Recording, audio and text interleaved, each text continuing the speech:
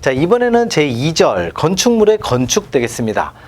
제1절에서는 기본적인 용어 정의와 면적에 관련된 각종 면적에 관련된 거, 높이에 관련된 거, 층수에 관련된 거, 이게 굉장히 중요한 기초 내용이고 시험에 많이 출제되니까 참고하시기 바라고, 이번에는 건축물의 건축입니다. 실제로 이제 건물을 짓는 겁니다. 건물을 지을 때 내 돈으로 내 땅을 사서 내 맘대로 건물을 짓겠다 해도 맘대로 지을 수가 없습니다. 이 지금 건축물을 짓기 위해서는 뭔가 대한민국 정부가 만들어 놓은 그 법에 대해서, 건축법의 일부, 건물을 짓는 데 관련된 법을 하나하나 다 따라가야 돼요.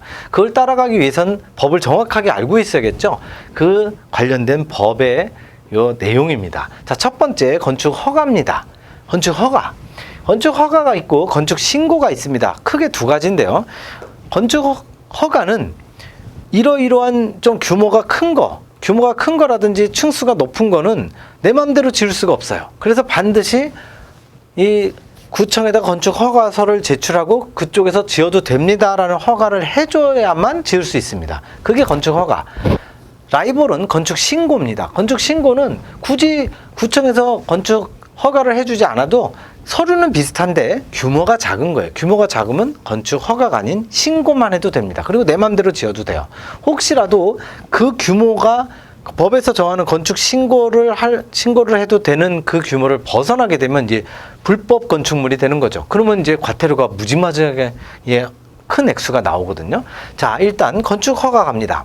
그래서 건축 허가는 특별시장이나 광역시장, 뭔가 일반 그냥 구청장이 아니고 특별시장, 광역시장이라는 건 굉장히 큰 시의 장이죠. 그 시장의 허가를 받아야 되는 엄청나게 큰 규모가 어느 정도냐. 21층 이상이거나 5예요. 연면적의 합계가 10만 제곱미터 이상. 그래서 21층과 10만 제곱미터가 시험에 출제가 됩니다. 둘 중에 하나만 되면, 예를 들어서 내가 돈을 많이 벌어갖고 어떤 건물을 짓는데 22층짜리인데 한 8만 제곱미터예요, 연면적이. 그래도 이거는 해당이 되기 때문에 무조건 서울 특별시장이나 광역시장의 허가가 필요하다 이거죠. 요 밑에 있는 건 잘 안 나오고요.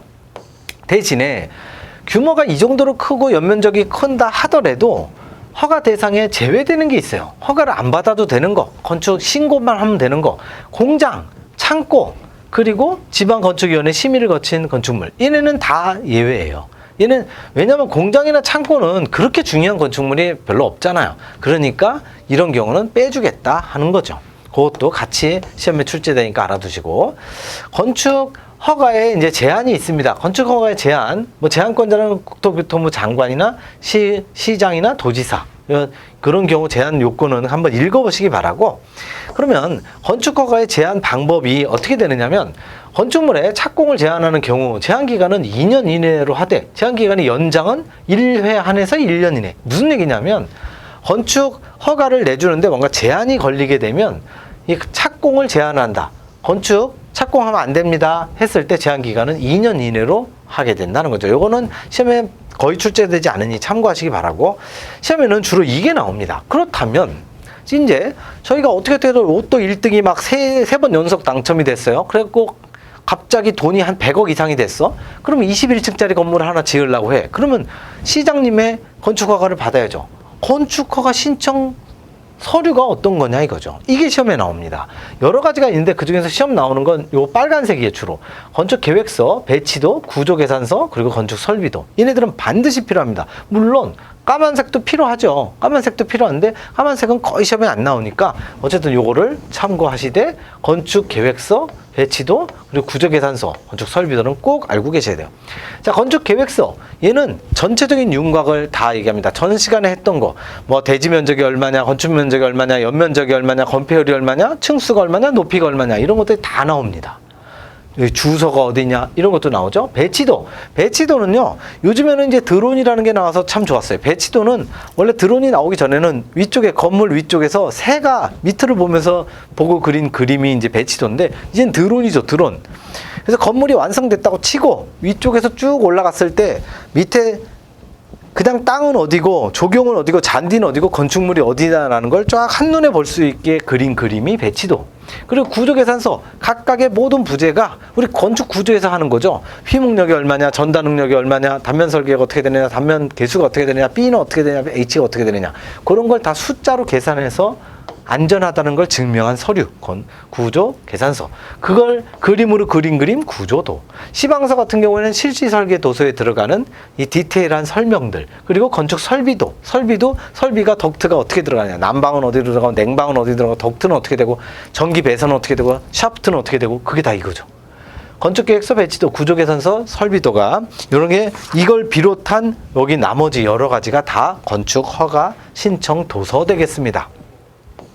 그러면 이제 그 첫 번째 건축허가 도서의 첫 번째인 건축계획서에 들어가는 표시돼야 될 내용, 개요죠. 위치나 대지 면적, 그리고 지역, 지구, 도시계획 상황입니다. 지금 여기가 어떤 상황이냐, 또는 건축물의 규모, 앞에서 했었죠? 건축 면적, 연면적, 높이, 층수 굉장히 중요한 거라고 그랬죠? 요게 칼같이 다, 왜냐하면 저게 건축법규 대상이 제한 대상이기 때문에. 그리고 건축 용도별 면적. 그래서 이게 제1종 근생이냐, 제2종 근생이냐, 뭐 문집시설이냐, 종교시설이냐, 이런 걸 다 얘기하는 거예요. 그리고 주차장의 규모 몇 대냐, 이것도 다 주차장법에서 나오게 됩니다. 에너지 절약 설계 계획서 뭐 등등이 있는데 시험에는 요 2, 3, 4, 5가 가장 많이 나오니까 참고하시기 바랍니다. 그리고 괄호 5번 가보시면 대형 건축물의 건축허가 사전 승인 신청 시 제출 도서. 대형 건축물이 아주 어마어마한 규모가 큰 거죠. 건축계획서에 설계 설명서가 들어가야 됩니다. 공사 금액까지 포함을 시키는 거죠. 공사 금액 제외다 하면 틀립니다. 왜냐하면 대형 건축물이다 보니까 공사 금액도 굉장히 중요한 내용이고요. 그리고 동선계획, 그리고 교통처리계획, 시공 방법, 계략, 공정계획도 다 들어갑니다. 왜냐하면 동선, 어떻게 사람이 왔다 갔다 하느냐, 교통처리계획. 대형 건축물이면 지하 주차장도 어마어마하게 클 거라고요. 그렇다면 밖에서 자동차가 왔다 갔다 하는 거, 안에 주차장에서 왔다 갔다 하는 거, 이런 차량 교통 처리 계획도 다 들어가야 돼요. 그냥 알아서 그냥 지하 주차장만 떨렁 만들어 놓으면 안 되고, 이 차가 어떻게 빠져서 어떻게 들어오고 어떻게 나가고, 이걸 전부 다 처리를 해야 되는 게 교통 처리 계획. 그리고 시공 방법, 그리고 계략적인 공정 계획. 무슨 우리 저 시공 시간에 했었잖아요.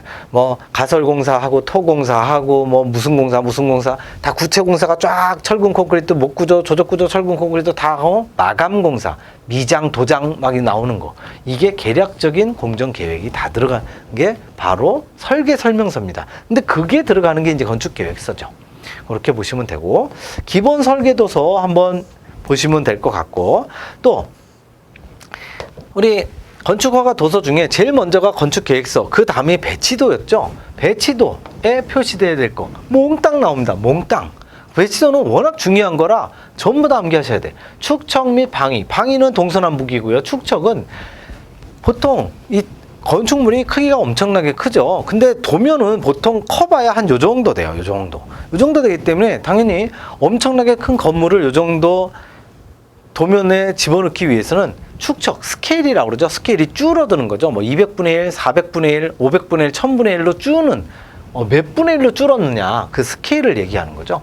그리고 대지 접한 도로의 길이 및 너비, 길이가 얼마고 너비가 얼마고. 그래서 항상 우리 건축선을 딸 때 도로의 소요 너비 나오잖아요. 4m가 돼, 안 돼? 이거 너비 굉장히 중요합니다. 4m가 되면 상관이 없지만 4m가 안 되면 그 중심선으로부터 소요 너비의 2분의 1만큼 들어간 선이 건축선이 되고, 그 건축선을 넘어서 건축물을 지을 수가 없는 거죠.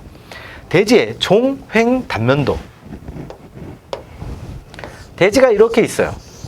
그러면 이거를 대지를 탁 잘랐을 때 이렇게 자르는 거, 이렇게 잘라서 보고 그린 그림이 횡 단면도, 이렇게 잘라서 그린 그림이 종 단면도, 이렇게 되는 거죠. 세로와 가로의 단면도, 잘라서 본 그림.